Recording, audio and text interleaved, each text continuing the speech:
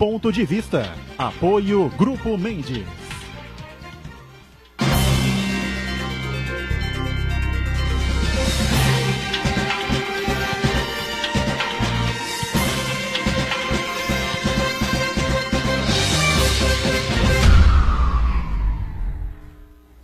Olá, estamos começando mais um Ponto de Vista, sempre aqui pela Santa Cecília TV, você com a gente neste horário da 1h30 da tarde, horário do almoço, né? A tradição da discussão política, econômica, não é? Enfim, dos temas importantes que fazem a pauta dia a dia aqui da cidade, da região metropolitana e sempre os temas importantes de interesse nacional, a gente discutindo e aprofundando junto com você e com os convidados que formam aqui a nossa bancada, não é? Bancada diária do Ponto de Vista.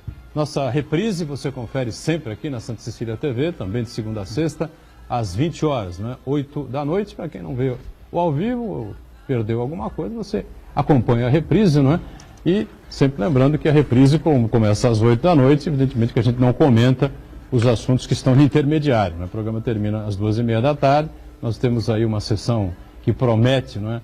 Ser muito polêmica no STF, no Supremo Tribunal Federal, sabe-se lá o que é que vai ser decidido, né? Envolve diretamente um habeas corpus do ex-presidente da República, Lula, e vamos aguardar, né, ao longo da tarde o que é que vai acontecer. Quando estivermos na reprise à noite, você, evidentemente, esperamos, né, já tem aí alguma decisão que seja a mais racional possível, né, dentro da irracionalidade, da loucura que nós estamos vivendo nos últimos anos nesse país, né?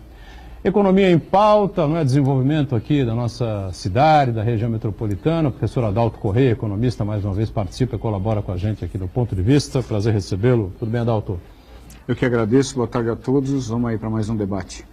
E com muita satisfação recebendo aqui mais uma vez o empresário Paulo Mendes, não é? Hoje o diretor, junto com o seu irmão Alex, do Grupo Mendes, não é? Um grupo que mais empreende, né, mais constrói aqui na cidade, na região metropolitana já há alguns anos, e a gente vai explorar um pouco, Paulo, aqui a respeito de desenvolvimento, de projetos importantes, empreendimentos, né, se a economia está permitindo, se o Brasil avança, não avança, a expectativa de todos nós. Tudo bem, Paulo? Prazer revê-lo.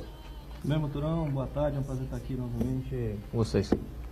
E o Marcos Santana lá na ponta, sempre atento às redes sociais, acompanhando o que discutimos aqui, o que debatemos, as transmissões do Ponto de Vista e a sua participação com a gente também. Tudo certo aí, Santana? Tudo bem, boa tarde a todos. Boa tarde especial que nos acompanham ao vivo, Ponto de Vista. Convido você a participar do programa, mandando sua pergunta, crítica, sugestão, pelo Facebook, Ponto de Vista com Edgar Buturão, ou por e-mail, contato@pontodevista.tv.br. O programa também pode ser acompanhado ao vivo pela internet também, santaportal.com.br/tv. Os programas anteriores podem ser consultados também na internet, no nosso canal no YouTube, ou na nossa página no Facebook. E você que nos acompanha a reprise, uma boa noite. Muito bem, boa noite, né? Sempre para você que está acompanhando a reprise do Ponto de Vista. Eu queria começar falando um pouquinho, viu, Adalto, sobre aquela participação do Pedro Parente, presidente da Petrobras, aquela recente reunião, não faz tanto tempo assim, coisa de 15 dias, né, aproximadamente, lá na Associação Comercial de Santos, e pegar o gancho depois para a gente saber a opinião do Paulo a respeito de tudo isso. Nós tivemos aí uma expectativa muito grande com relação ao pré-sal aqui na cidade, na região, enfim, eram 3 torres da Petrobras, acabou sendo construída uma, né? E olhe lá, e muita gente, alguns investimentos foram feitos, muita gente relaciona o boom imobiliário que a cidade sofreu, na verdade não foi bem isso, né? Por conta do pré-sal, enfim, né? Mas aí vem novidades, novos investimentos, aí anunciados pelo presidente Pedro Parente. E não sei se as pessoas se animam, não é? Ou é bom ficar gato escaldado, ter medo de água fria, enfim. Bom, vamos lembrar que eu até hoje ouço pessoas falando que, olha, o pré-sal é um sonho. Acho que nós precisamos fazer um alinhamento de qual era a expectativa e qual que é o fato. Hoje, o petróleo produzido pelo Brasil, se não me engano, já passou de 50% da nossa produção é do pré-sal. Bom, então o pré-sal é uma realidade. Que havia um mito de que o óleo, naquela profundidade, o custo na superfície era inviável. Não é verdade, tanto que a Petrobras está aí, está se recuperando, está fazendo o seu trabalho. Nós tínhamos uma expectativa lá atrás, que eu acho que veio muito de campanha, que eu acho que atingiu a todos aqui. Tenho certeza que todos os segmentos ficaram razoavelmente contaminados ou contagiados positivamente, talvez até o Grupo Mendes, sobre a expectativa do que seria futuro, porque nós não sabíamos muito bem o que era pré-sal. Mas vamos lá, qual foi a propaganda do governo? Que Santos era a cidade sede da Petrobras para os negócios de pré-sal. Negócio de pré-sal significa a prospecção e toda a cadeia do petróleo até o envio dele para refino. Ser cidade sede, porque todo mundo sabe que o pré-sal, ou a Bacia de Santos, aliás, não é Santos. Não é isso? É litoral do lado do Espírito Santo até o sul do país. Exato. E aí você deu o nome, né? Então ele tem Bacia de Santos, que é composta por vários poços que tem nomes distintos, inclusive um deles é Lula. Não é isso? Estou dando só um exemplo, foi uma coincidência ruim. E aí você tinha lá, falou assim, ó, a cidade sede é lá, é Santos, numa tentativa de descentralizar do Rio de Janeiro, porque o Rio de Janeiro hoje concentra a quase totalidade, estou exagerando assim, da Petrobras. Petrobras é Rio de Janeiro. E sempre houve um pouco dessa briga. Então como é que você pulveriza e joga... Com certeza foi uma negociação política que aconteceu numa mesa. Pô, vamos centralizar, vamos jogar para São Paulo. Onde é isso? São Paulo, o que é litoral de São Paulo? É Santos. Não é uma cidade com infraestrutura. Então Santos foi a cidade escolhida pelo então presidente da República na época. Óbvio, né, que a Petrobras faz a sugestão de localidade e falou assim, ó, então vamos para Santos porque politicamente era interessante. Foi só isso. Mas o pré-sal continua. E aí, nessa minha percepção, nessa tentativa de descentralizar os negócios e tirar o polo, né, exclusivo do Rio de Janeiro e descentralizar pelo país, veio aquela expectativa de Santos, com o perfil que estava acontecendo com a Petrobras. Gastão. Cheio de dinheiro, então não é uma torre, são 3 torres. Uma coisa é você construir 3 plataformas, outra coisa é você construir 3 torres para colocar cadeira de burocrata sentado. E aí é óbvio que quando é decidido que a especulação imobiliária, para mim, ela fez todo sentido. Depois o Brasil virou, assim como a Petrobras também virou. É natural que no entorno da Petrobras, que é o núcleo do negócio, você orbita N outros negócios. Então as empresas estavam interessadas de orbitar aonde? Tanto que nós víamos nas manchetes ou no jornal, propaganda de lançamentos, a tantos metros da Petrobras. Né? E isso era bom porque revitalizava o centro. Estava todo mundo animado, eu confesso que eu também estava animado. Depois veio um choque de realidade, gente. Então jogando dinheiro pela janela, haja vista a refinaria de Pasadena. Não é? Então o dinheiro estava sendo jogado desta forma. Não é? Então, qual é o papel hoje do Pedro Parente, e que eu acho que ele está tendo bastante sucesso, unha se corta todo dia, porque a unha não para de crescer. Isso é gestão, como eu faço a gestão da empresa, que eu sou o diretor geral, assim como o Paulo conduz, com certeza, o grupo, não é? É assim que funciona a economia. E, na realidade, uma empresa muito importante de um segmento econômico nacional está na mão do Estado num momento em que ele estava fazendo campanha, publicidade. Isso afetou muito o Santos, porque nós demos vários passos à frente numa especulação imobiliária. Saiu todo mundo, pré-sal, qualquer coisa valia 1 milhão, 1 milhão aqui, né? Quando 1 milhão. E na realidade isso não se concretizou enquanto descentralização e polo. De novo, esta é a minha leitura, tá? Não estou dizendo que este é o fato, é só a minha leitura. Muito bem. Bom, a gente conversava antes do programa começar aqui com o Paulo, né? Só tem uma observação que eu acho importante fazer nessa análise do Adalto, nesse meio do caminho aí, entre a expectativa gerada pelo pré-sal e os investimentos, né, do setor privado, inclusive imobiliário, aconteceu aí que o preço do petróleo no nível mundial saiu de 120 para 40. Então, quer dizer, aquela euforia, que num certo momento até tinha uma razão de ser, ela virou poeira, né? E eu acho que, mas nesse momento, o que eu acho que é importante é que tanto os empresários locais da Baixada Santista, mas do estado de São Paulo, de modo geral, fazer com que agora que a Petrobras volta aos trilhos, né, reativa os seus investimentos para a exploração das reservas do pré-sal, que o setor empresarial se prepare, se qualifique para poder ser fornecedora dessa cadeia produtiva, né? Significa investir em pesquisa, tecnologia, qualificação de mão de obra, localização de áreas para esses empreendimentos e assim por diante, porque o que não se pode é perder mais uma vez esse vagão de desenvolvimento.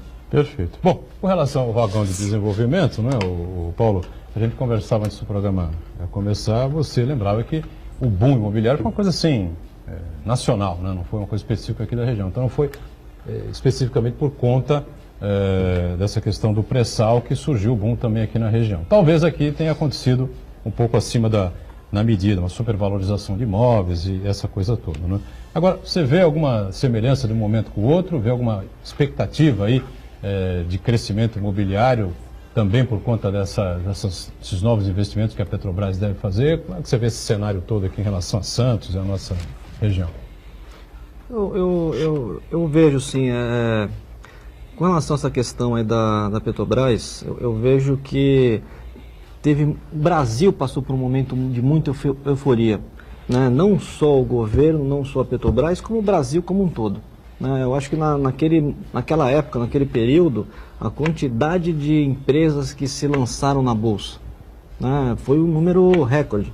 A quantidade o próprio Wake falou foi um pouquinho depois, uma quantidade de pessoas que apostaram nas ideias dele. Não estou falando que as ideias dele estão erradas, boas ou ruins, mas todas estavam embaixo do guarda-chuva do petróleo, né, da mineração. Qualquer contratempo ia colocar em risco todo o plano de trabalho deles. Com relação ao setor imobiliário, a gente estava conversando um pouquinho antes do programa. É claro, não dá para você ignorar o fenômeno da Petrobras, o fenômeno do pré-sal aqui em Santos. Mesmo porque aqui, naquela época, eu me lembro bem que se comentava que Santos seria a nova Macaé. Né? Macaé isso, falava muito, bem lembrado. Surgiu com a Petrobras. É verdade. Né? Macaé surgiu com a Petrobras. A gente do setor imobiliário, talvez até por conta de ter passado por uma euforia e uma certa frustração, né, eu acho que o nosso segmento teve um pouquinho mais de cautela no que diz respeito aos incorporadores da região. Da cidade, da região. Né? Não com relação aos de fora. A gente passou por esse momento de euforia com relação ao nosso setor na segunda pista da Imigrantes. Né? Ia transformar Santos, ia dobrar de população, tudo mais. Nada disso. E a gente viu que não aconteceu. Né? 2002, no final de 2002 foi a inauguração da segunda pista. Né? Teve um momento muito propício, os ventos sopraram a favor do mercado imobiliário, isso é nítido. Né? Acho que todos enxergam isso, mas da mesma maneira que esse momento foi propício para Santos e região, foi propício também para o Brasil inteiro.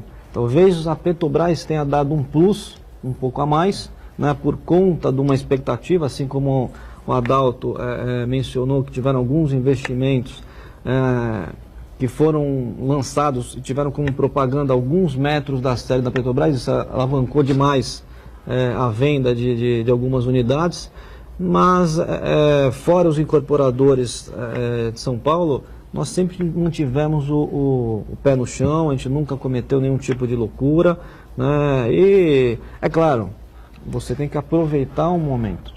Se o mercado está comprador, você tem que ofertar, né? Mas sempre mantendo o teu investimento sob controle. Eu lembro bem que várias e várias construtoras de São Paulo, grandes, famosas, enfim, desceram a serra e vieram empreender aqui e tal, né, concorrer com os da casa e tal. Eu lembro até de um empresário português, né, que participava participava muito dos programas nossos aqui na casa, né? E durante umas 2 ou 3 vezes ele pediu a palavra e disse o seguinte: olha, você não comprem imóveis desse pessoal que está descendo a serra. Não querem comprar comigo, com o Grupo Mendes, não comprem. Comprem com os nossos concorrentes, ou construtores co-irmãos da região, enfim, porque eles estão aqui de manhã, à tarde, à noite, de madrugada, vocês sabem onde cada um mora, essa coisa toda. Construir em Santos é uma coisa complicada, difícil, o santista tem um gosto, um prazer diferente aqui. O Armênio Mendes dizia isso, pelo menos umas 2 ou 3 vezes aqui, não exatamente nesta bancada, né? Mas no programa anterior que a gente tinha na casa, puxava essa palavra. E realmente, se você for tirar aí, o pessoal acabou se mandando, né? Todo mundo que acabou entrando na Bolsa, virando SA, essa coisa toda aí, acabou tendo problemas sérios, né? Depois, os grandes construtores, né? Olha, quase todos, né? Raríssimas as exceções, né? Todos tiveram problemas. Qual que é o problema do nosso mercado? Por mais que a gente fale que é a indústria da construção civil, a nossa indústria é artesanal, né? Você não consegue construir um prédio como se fosse uma linha de montagem, né? Você só consegue construir o prédio com pessoas. E cada prédio é um prédio diferente um do outro. Então, para você administrar isso, o pessoal que pegou dinheiro na bolsa, pegou dinheiro barato e tinha a responsabilidade, o compromisso de expandir a empresa, começou a abrir vários mercados. Santos, São Paulo, Campinas, Rio de Janeiro, Nordeste, ou seja, praticamente o Brasil inteiro. Como que você administra vários canteiros de obra, com vários fornecedores distintos e cada um com um alinhamento diferente um do outro? Não tem escala, né? Não tem escala e é complicado você administrar isso, né? O incorporador, ele tinha um propósito. Às vezes o prestador de serviço não tinha o mesmo propósito do incorporador, né? Isso começou a dar muito problema de estouro de orçamento, qualidade de obra, prazo de obra. Prazo de obra foi muito estourou complicado, tudo, né? E aí o que eles fizeram? Eles fizeram o caminho inverso, eles voltaram para a origem. O pessoal de São Paulo, eles se concentraram mais, pelo menos no estado de São Paulo, né? E abriram mãos de algumas praças. Talvez uma das raras exceções que a gente vê no mercado é o pessoal da Ezetec. O pessoal da Ezetec foi na Bolsa, o fundador, que é o Ernesto Zarzul, ele desde o início falou assim: eu não vou, ele brinca, ele fala assim: eu não vou mais longe aonde meus olhos possam enxergar. Esse mais longe significa 200 quilômetros, ele enxerga longe. Não, senhor, sim, lá enxerga longe. Mas ele não saiu do estado de São Paulo, né?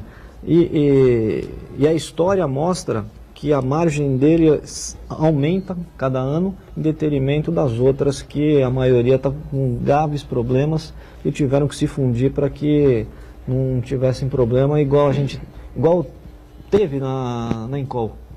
A Encol deixou muita gente na mão. Né? Isso foi antes desse período de abertura de capital. A obra acabou sendo entregue. Acho que dessa última explosão aí, imobiliária que a gente está comentando aqui, que as empresas de fora vieram fortes aqui para a região, problemas vários tivemos, com prazo fundamentalmente, né? Eu não sei se alguma delas realmente fugiu e acabou deixando o pessoal na mão, talvez o Paulo tenha essa informação aí, não sei se o Adalto lembra também. Eu acho que no final das contas, passando a régua, né, com todos os problemas, enfim, né, eles foram embora, mas acho que conseguiram entregar aí tudo que havia sido contratado, né? Algumas exceções, enfim.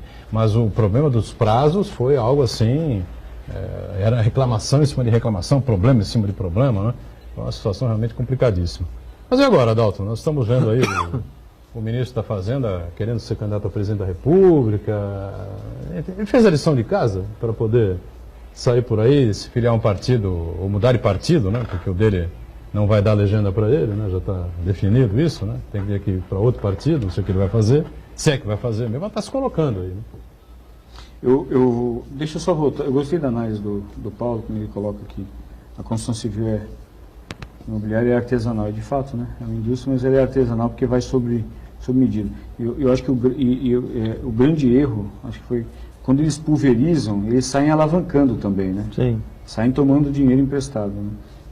é rezar, né? Se o mercado virar, como é que você, de fato...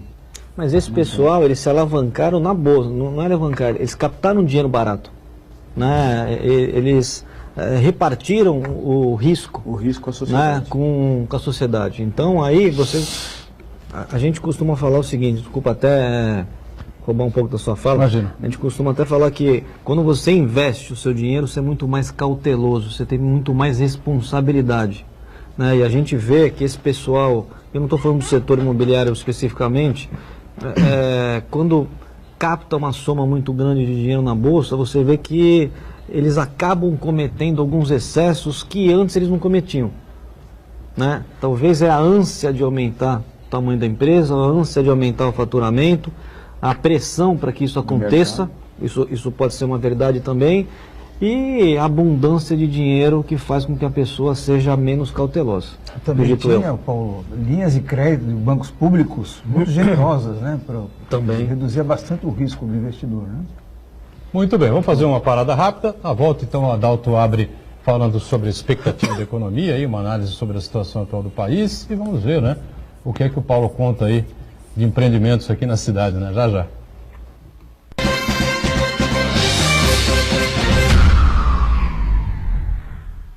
Existe um lugar em Santos onde você encontra os empreendimentos mais fascinantes da região. Um lugar amplo, aconchegante, feito para oferecer o melhor atendimento para você. Um lugar que reúne as melhores opções residenciais e comerciais nos bairros mais nobres de Santos. Um lugar que a gente nem precisava dizer, porque você já sabe. Central de Vendas Grupo Mendes, Rua Guaiaó 55, Aparecida. Venha fechar um bom negócio para abrir as portas do seu novo lugar. Santa Cecília TV no canal 52.1 HD. Se você ainda está com dificuldade de sintonizar a Santa Cecília TV em alta definição pelo sinal digital, você precisa escanear os canais da sua TV através da autoprogramação no seu controle remoto. É bem simples e você sintoniza os nossos programas com qualidade digital de imagem e som sem pagar nada por isso. Santa Cecília TV 52.1. Escaneie e sintonize a maior programação regional da sua TV em alta definição. Com um mercado de trabalho cada vez mais exigente, é preciso estar sempre atualizado e saber como enfrentar novos desafios. Na Universidade Santa Cecília, você pode fazer cursos livres, extensão, aperfeiçoamento, especialização Lato Sensu e MBA e cursos empresariais personalizados. Cursos inéditos presenciais e à distância. Aproveite descontos especiais e financie 50% do valor das mensalidades. Faça pós Unisanta e amplie seus horizontes.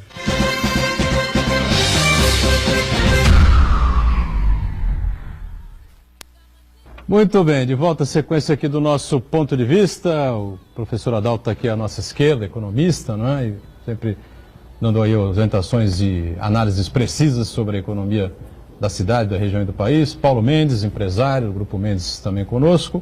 E o Marcos Santana, atento aí às redes sociais, às transmissões que a gente faz daqui. Bom, eu tinha feito a pergunta, né, antes da gente sair para o intervalo, em relação à economia do país. Se motiva aqui o Paulo a continuar firme nos investimentos aqui do grupo na cidade, na região, enfim. Teremos bons ventos agora em 2018, 2019. Cumpriu a missão o nosso ministro Meirelles, que está se colocando aí como candidato para presidente da República, enfim, o Adalto. Como é que você vê essa história toda aí? Bom, primeiro, à esquerda ele quis dizer que eu estou do lado esquerdo. Lado dele. Esquerdo, né? Lógico. À direita de quem olha, né? Claro. É com relação da Conselho para o Paulo, é brincadeira, né? Quem sou eu, né? Eu fico observando os movimentos. Os movimentos. Ele está indo para lá, o Paulo também. Que isso, eu fico escutando e aprendendo. É com relação ao Meirelles, nós estamos numa democracia e é um direito, né, de qualquer um se candidatar. É natural que as pessoas peguem... Por que às vezes um deputado quer virar ministro? Exatamente para estar sentado em cima de uma pasta e ter poder e depois ir lá brigar pela sua região, para ser prefeito, coisa parecida. Cumprir o papel... Eu acho que, primeiro, que o papel do Brasil tem uns 20 anos ainda para ser cumprido. Né? Não dá porque nós não estamos nem no meio do caminho. Mas, em termos de Eu vou falar o ministro, eu não estou falando o Poder Executivo. Porque ele, enquanto, no cargo que ele exerce, ele é dono da receita, mas ele não é dono da despesa. Então, e é muito difícil você ser dono da receita, mas não ser dono da despesa.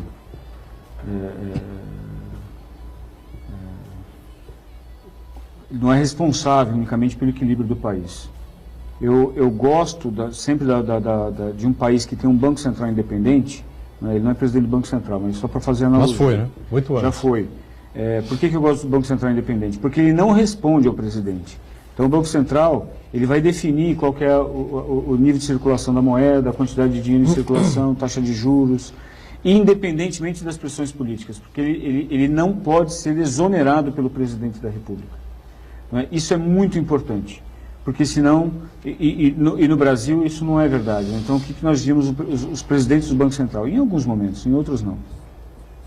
Havia uma pressão do Executivo, o Banco Central respondia como tal. Né? Então vamos lembrar que enquanto ministro, eu entendo que ele cumpriu o papel dele, ele entrega uma imagem muito sólida para o país. E o mundo... Nós estamos num mundo globalizado, isso não é nem mais assunto, né? Você falar que o mundo hoje é globalizado, isso não é mais assunto, não é mais ponto de atenção. E o mundo precisa de enxergar no Brasil austeridade e seriedade. Mas um governo não se compõe somente de ministros da Fazenda ou presidentes de Banco Central, é um conjunto. Então, cumprir o papel dele, eu acho que ele cumpre o papel dele muito bem. Mas o Brasil está longe de ser. Ao mesmo tempo, você assim, votaria nele? Eu não sei ainda, eu não defini meu voto, porque literalmente eu vou esperar os debates. Eu vou esperar os debates literalmente, porque assim, quem vai dar continuidade ao ajuste fiscal, a um programa de austeridade das contas públicas brasileiras? O cara que fala isso, que for coerente no discurso, é o que vai receber meu voto. Agora, é um direito dele se candidatar.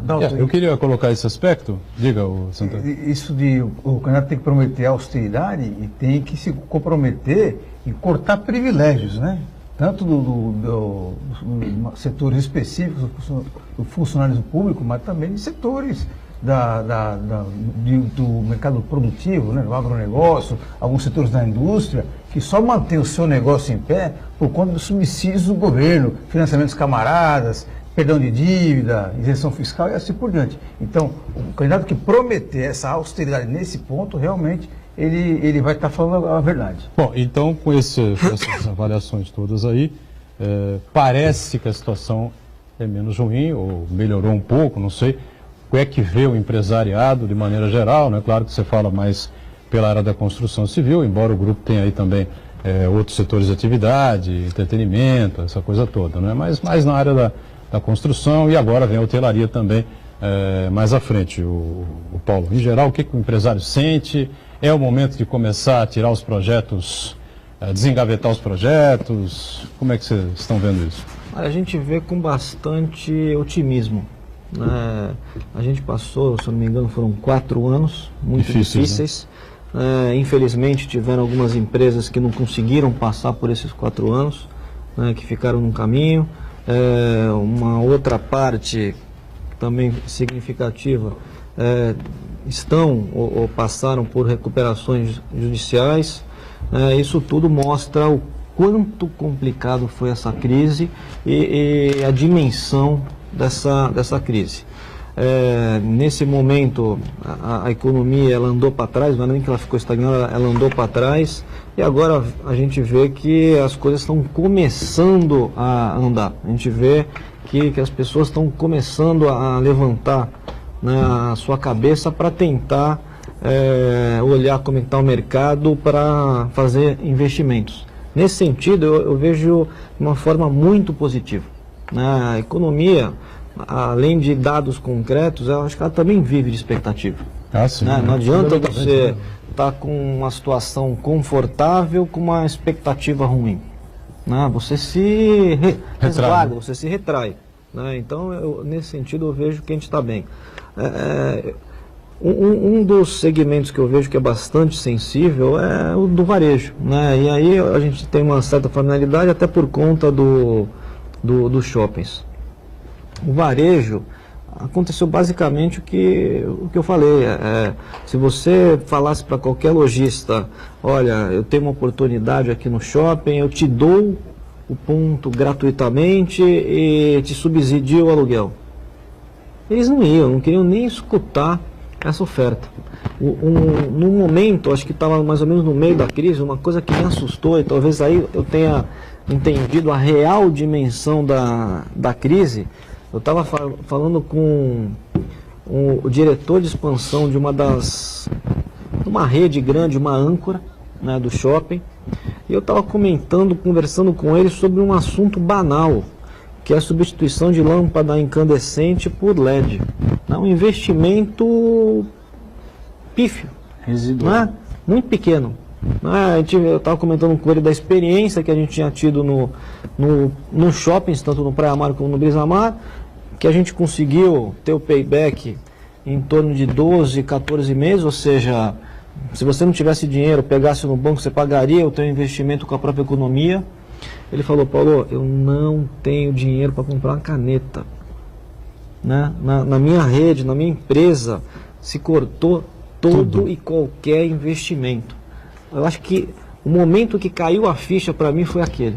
Né? Uma rede sólida, uma rede até então capitalizada, o quanto ela sentiu o baque da crise.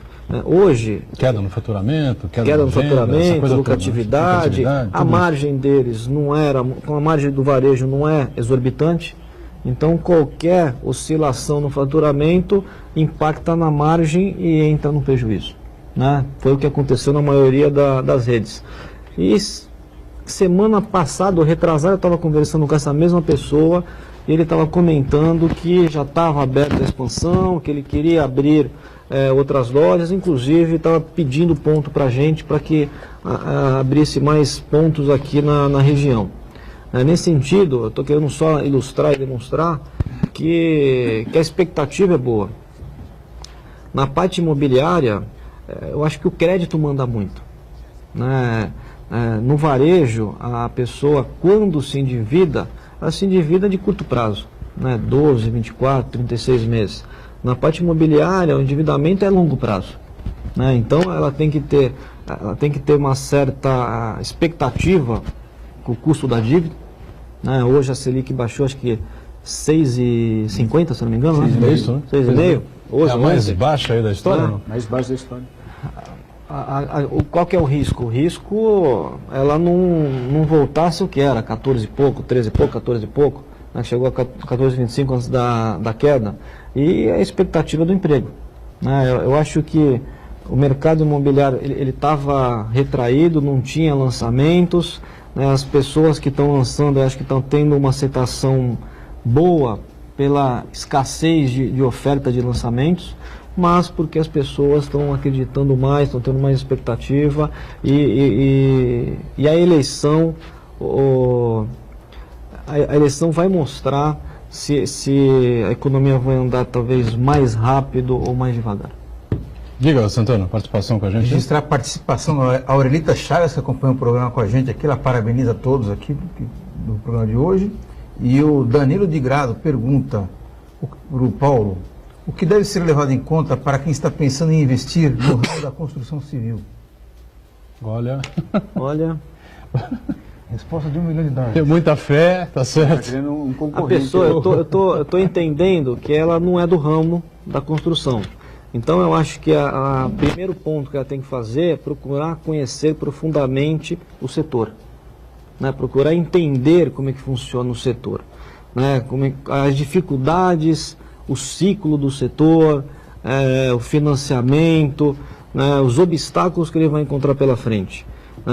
Isso daí não só para a construção, eu acho que isso daí, o professor da mesa não sou eu, o professor da mesa é o Adalto, mas eu acho que antes de você se aventurar, ou antes de você apostar, talvez a palavra aventurar não esteja correta, antes de você apostar em qualquer segmento, você tem que estudar o segmento que você vai entrar, para que você trace uma estratégia e se prepare para entrar nele. Eu acho que esse é o como primeiro o ponto. empreendedor, né, o empresário, e do ponto de vista do cliente, a pessoa física, vamos dizer assim, que quer comprar um imóvel como investimento, como uma segurança. Eu acho que também é o mesmo conselho, porque ele está comprando para obter um ganho, né? Ele tem que saber que existem momentos, eu acho que a médio e longo prazo, quem investe em imóveis sempre vai ganhar.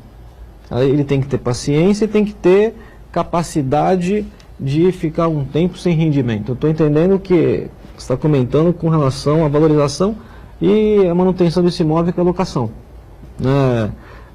O nosso setor imobiliário, para quem investe de uma forma pulverizada, ele tem que ter paciência ou saber o custo. Saber que momentaneamente aquele imóvel está desvalorizado, ele vai lá comprar barato. Mas para isso ele tem que conhecer o setor. Na verdade, a pessoa realmente precisa... A gente vê um monte de novas empresas, né? Que vai 1 ano, 2 anos, enfim, o cara está quebrado, né? Não sabe o que aconteceu, não sabe por quê, nem como, né, Adalto? Isso é muito comum, né? É o que o Paulo está dizendo. Você precisa estudar e se inteirar naquilo que você imagina que você vai poder investir e obter sucesso, né? Acima de tudo, cuidado, né? E atenção. O Brasil não vive um bom momento, é até ruim falar isso, né? Porque nós temos que incentivar o empreendedorismo, né? Eu queria lembrar para as pessoas que as pessoas podem ser empreendedoras para as empresas que servem. Que eles falam assim, empreendedorismo. Eu tenho que sair do meu emprego e abrir um negócio. É um pouco de calma, de cautela. Eu ratifico tudo o que o Paulo falou. Com relação, quando foi falado essa questão do imóvel, o brasileiro tem uma origem, ele é de origem portuguesa, é óbvio. O português ele é patrimonialista, né, então ele prefere, e eu acho que quem compra imóvel para investir pode demorar para ter retorno, eu concordo, mas assim, você está dialogando com o futuro, literalmente, né, você está mais protegido de oscilações. O Brasil é um país que vem mostrando que as oscilações intensas ainda são possíveis, né, eu mesmo achava que a gente pudesse... O mais pessimista dos analistas não conseguiria imaginar que nós chegaríamos no fundo do poço, né? E nós continuamos no fundo do poço, e ainda teve a competência de continuar cavando. O momento que o Brasil passa é feito por... Assim, tem que ser muito competente para ter produzido a crise que nós produzimos. Foi muita gente envolvida, né, com a vontade gigantesca de produzir uma crise que nós produzimos, porque não é fácil chegar no fundo do poço e ainda continuar cavando com tanta competência quanto nós fizemos, né? Isso mostra que o Brasil ainda você precisa de cautela. É um país fantástico, né, para ganhar dinheiro, tem um potencial de crescimento futuro muito grande, de consumo, de abastecimento, né, imagina quantas famílias que ainda estão à margem do consumo. Só que nós estamos falando que nós vamos consertar um país, trazer as pessoas ainda para o consumo. Inclusive na construção civil, né? Em qualquer segmento, o déficit habitacional, né, popular, por qualquer ângulo, né, que você olhe, nós temos potencial de crescimento. O que nós precisamos ainda é fazer o dever de casa e trazer essas pessoas para cá, né, trazer para uma capacidade de consumo de dignidade. Que seria bom para todos, né? Que é bom para todo mundo, não tem mais isso. Antes existia um discurso, quem quer que seja, né? Claro. Existia um discurso antes que falava assim, os mais ricos querem que os mais pobres continuem mais pobres e ignorantes. Ninguém ganha com a pobreza, não é? Aliás, está todo mundo preso nos seus condomínios por causa dessa desigualdade social. Todo mundo perde, não é? Então, ainda assim tem uma análise de financistas, que eu sou contrário, que fala o seguinte: olha, não vale a pena você ter casa própria, você investe, vive de aluguel. Assim, na realidade, você tem que investir naquilo que você se sente bem. Se você se sentir confortável, que um imóvel te dá segurança, faça isso. Saia dos manuais de orientação, siga um pouco aquilo que você ainda acredita. Lembrando que a nossa cultura é uma cultura patrimonialista. E eu ainda acredito muito em imóvel, porque o imóvel dialoga muito com o futuro da família, né, das próximas gerações. Por falar em questão de segurança, o Paulo, a gente, claro, faz programas diversos aqui. Na segunda-feira tivemos aqui o secretário de Segurança, o Sérgio Delbel, Paulo Della Rosa, especialistas no tema, enfim, né? Quando, dos tempos para cá, evidentemente, que os condomínios, né, mais novos, nos últimos 10, 15 anos aí, que são feitos, têm uma preocupação enorme com esse tema, né? Porque os clientes vão lá e querem saber se ao comprar eles vão ter segurança, né? É um detalhe a mais, né? Eu acho que segurança é uma coisa que preocupa todo brasileiro, né? Mas não sei se eu colocaria como fator principal. Eu acho que esses condomínios que a gente se refere, talvez o fator segurança ele é importante, né? Não estou desmerecendo a importância do fator segurança, mas eu acho que o entretenimento ainda se sobrepõe um pouco a questão da segurança. A sensação, a gente escuta notícias, a gente vê na televisão todo dia, a questão do Rio de Janeiro é uma situação que eu acho que acaba fazendo que as pessoas que também não moram no Rio de Janeiro ficam um pouco inseguras. Né? Eu tenho particularmente uma opinião que a nossa região é uma região segura. A gente tem problema às vezes no sinal, uma coisa pequenininha, mas em um âmbito maior, né, eu vejo que a nossa região ela está de certa maneira diferenciada das outras. Claro que a gente vê muita gente com carro blindado, mesmo porque as pessoas não andam só em Santos, né? Elas vão para São Paulo, vão para outros lugares, né? É uma forma de se proteger. Mas, voltando à sua pergunta, é um ponto importante a questão da segurança, mas eu arriscaria em dizer que talvez a questão do entretenimento se sobrepõe um pouquinho com relação à importância da segurança. Um intervalo mais, voltamos na sequência para saber do Paulo Mendes aqui quando é que será inaugurado o Sheraton aqui em Santos, lá na Ponta da Praia, naquele complexo lá do Praia Mar, Corporate, Shopping, e os novos empreendimentos que vem por aí. Já.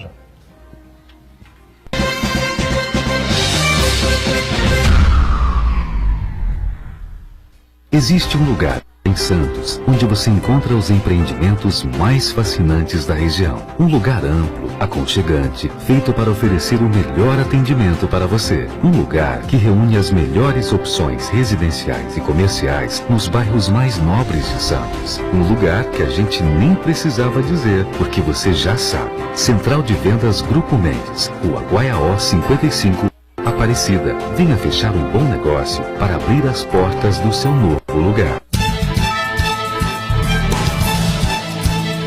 Esta semana no Rumos e Desafios temos dois convidados especiais para discutir segurança pública. O delegado divisionário do DEINTER 6, Dr. Marcelo Lessa, e o coronel Rogério Silva Pedro, comandante do CPI 6. Assista a Rumos e Desafios aqui na Santa Cecília TV. Neste sábado, 3 da tarde, na Santa Cecília TV, a maior programação regional da sua TV. Apoio Universidade Santa Cecília. Orgulho de ser Unisanta. A Unisanta oferece mestrados inéditos recomendados pela CAPES e com professores altamente capacitados. Mestrado em Ecologia, Engenharia Mecânica, Direito da Saúde e Auditoria Ambiental. Aproveite descontos especiais e financie 50% do valor das mensalidades. Inserições e informações www.unisanta.br/mestrado. Universidade Santa Cecília, primeira na Baixada em ranking mundial de pesquisas científicas.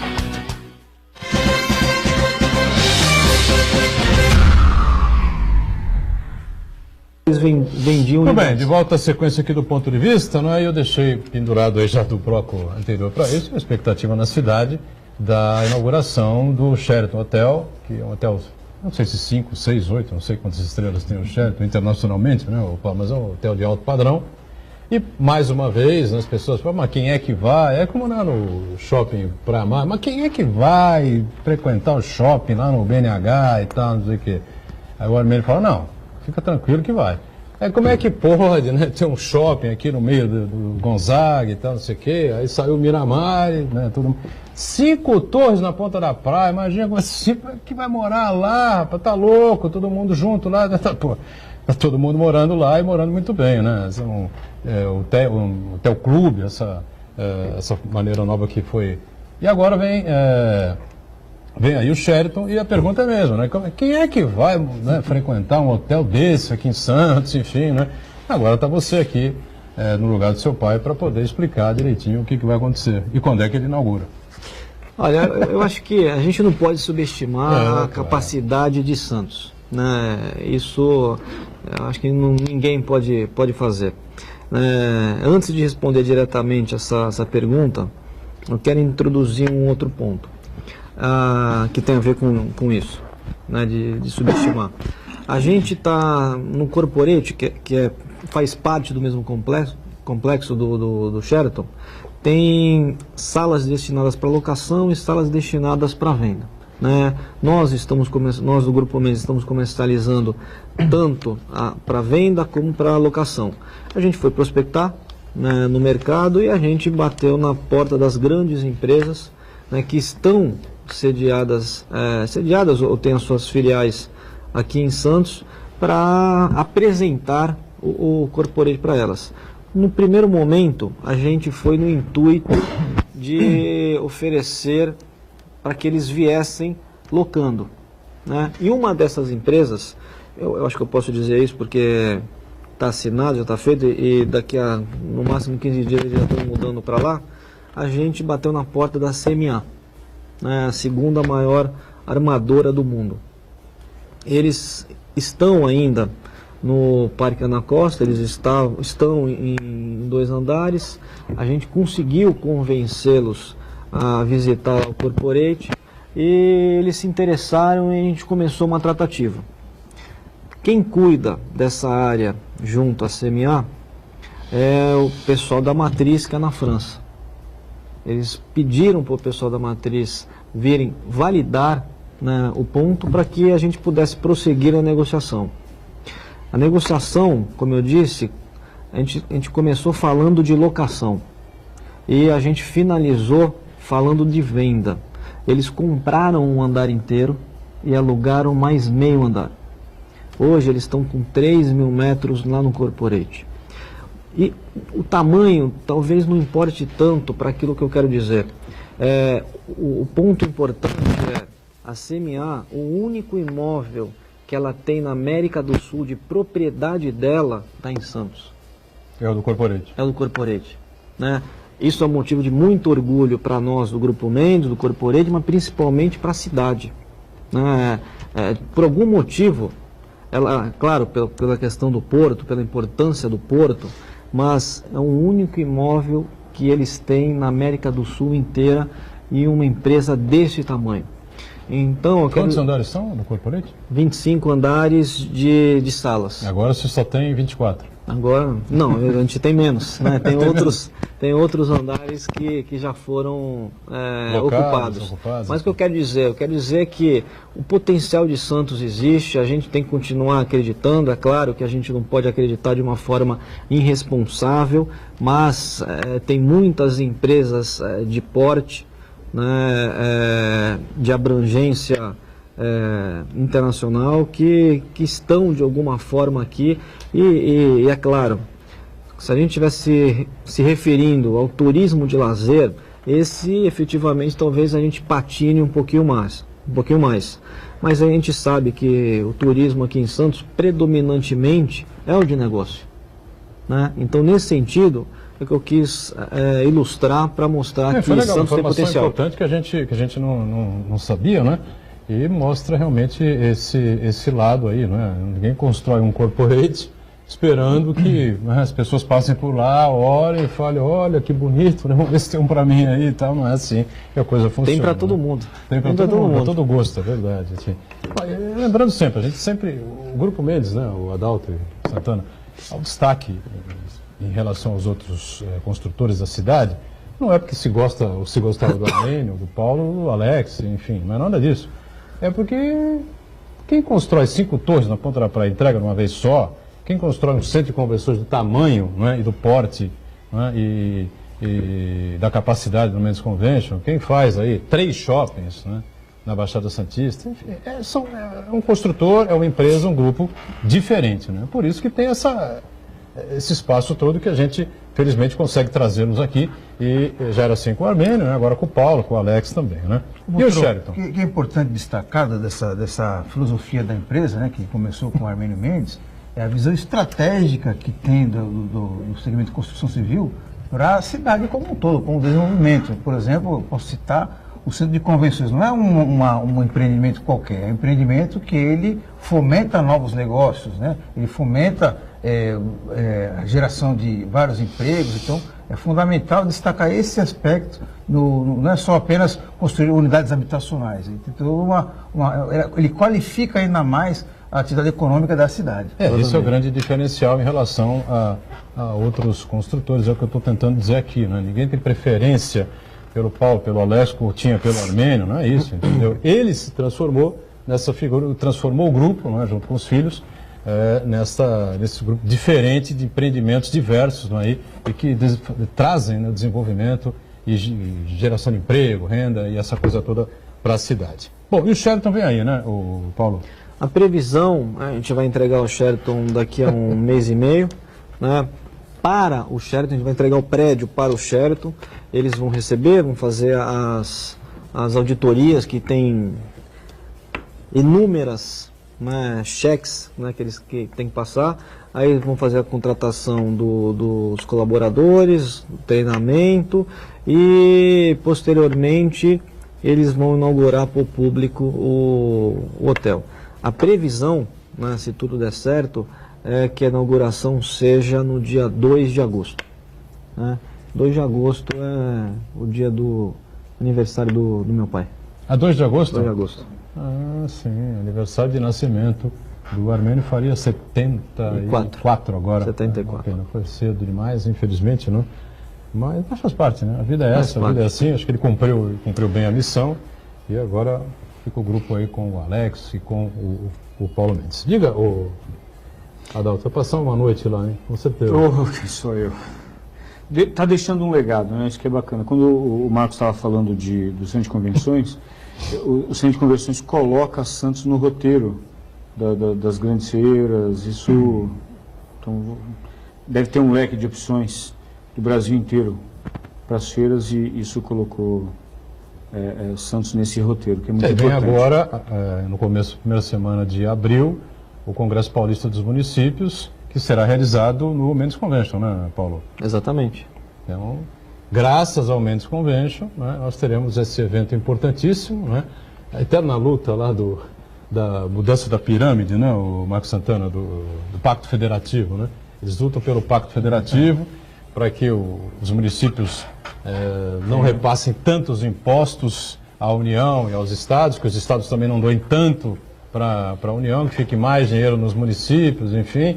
Aliás, os municípios é que deviam ter o comando dessas ações, né? E eu falei ontem aqui, o pessoal acha engraçado e tal, divertido, porque parece uma loucura, mas a verdade é essa, o município é que devia recolher os impostos e repassar, né, em algum percentual para a União e algum percentual para o governo do Estado. Mas vai ter esse congresso importante, será o último ato público do Geraldo Alckmin como governador do Estado, e será já o primeiro ato de Márcio França como governador no dia 7, que será o encerramento do evento. Mas Santos recebe mais uma vez o Congresso Paulista dos Municípios, graças ao Mendes Convention Center, e ainda bem que nós temos agora muito mais leitos de hotéis, né, Paulo, do que tínhamos quando o Mendes Convention foi inaugurado, né? Não sei se aquele momento da inauguração do Mendes Convention foi impactante aqui para a região, mas faltavam, né, mais espaços, mais leitos, mais hotéis para que as pessoas pudessem ficar 2, 3 dias aqui na cidade, né? Agora melhorou, né? Agora melhorou. Nosso grande gargalo, nossa grande dificuldade no início, e até pouco tempo atrás, era a deficiência da oferta de leitos aqui na nossa região.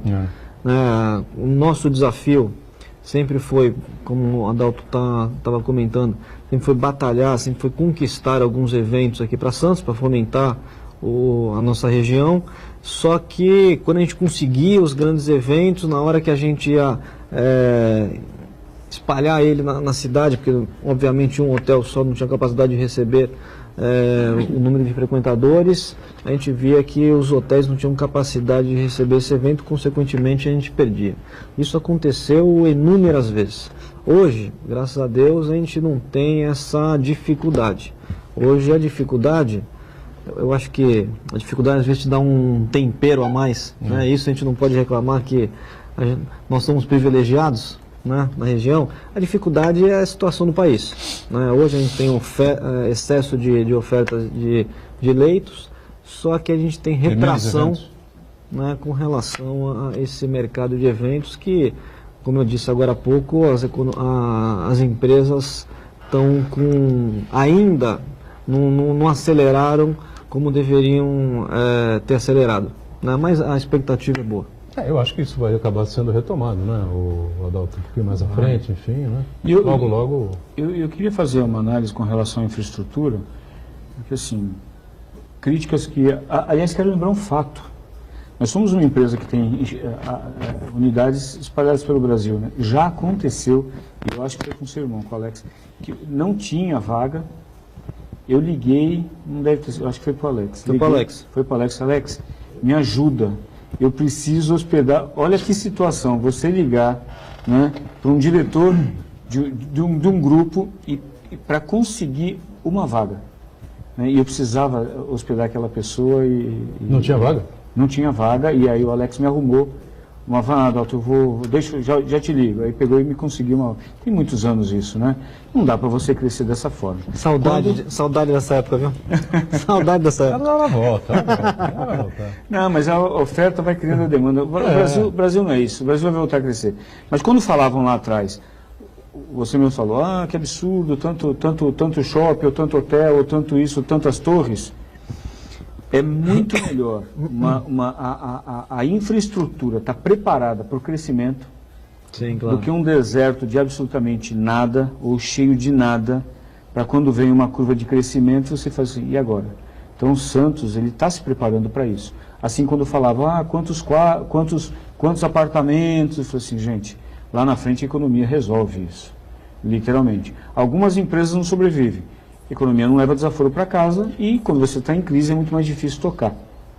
Você tem que ter efetivamente gestão e muito equilíbrio para conseguir conduzir uma empresa, fazer ela crescer e prosperar. Não é nada fácil a lição de casa. Mas eu ainda prefiro uma cidade abastecida de infraestrutura, mesmo que por um tempo ociosa, porque quando vem a curva de crescimento é lá que aponta o sucesso. E nesse intervalo dos visionários, né? Também, intervalo de tempo, é importante que a cidade, de um modo geral, se prepare, ela se qualifique para receber quando esse círculo virtuoso de desenvolvimento ele for retomado.